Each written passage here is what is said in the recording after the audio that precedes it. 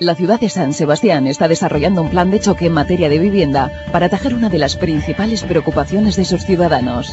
En los próximos años, hasta 15.000 nuevas viviendas se construirán en los diferentes planeamientos y polígonos dispuestos por el Ayuntamiento de San Sebastián junto a otras instituciones. Solo a lo largo de este año 2007 se pondrán en juego 2.600 nuevas viviendas protegidas.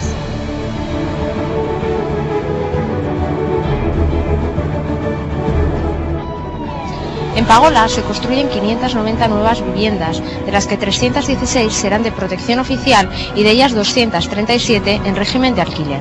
Donostiako Etxegintza ha adjudicado ya la construcción de las viviendas protegidas, que estarán finalizadas en 2 años y medio. En este polígono se prevé además un parque natural sobre la loma y la construcción de instalaciones deportivas al aire libre. Morlans es una de las zonas que va a experimentar un cambio importante. 584 viviendas de protección oficial se van a construir en los próximos años, divididas en 2 fases. Una primera fase que arranca ya con 338 viviendas y una segunda tras el traslado del colegio público a su nuevo emplazamiento, en la que se construirán las 246 viviendas restantes. La ordenación en 7 edificios de 7 plantas contempla además una gran plaza pública, un edificio de uso terciario, nuevo colegio público y un bidegorri a través de los túneles en desuso de Euskotren hasta Ibaeta.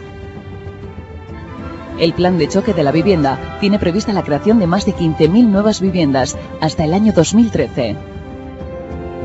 Porque seguimos construyendo la ciudad que tú quieres.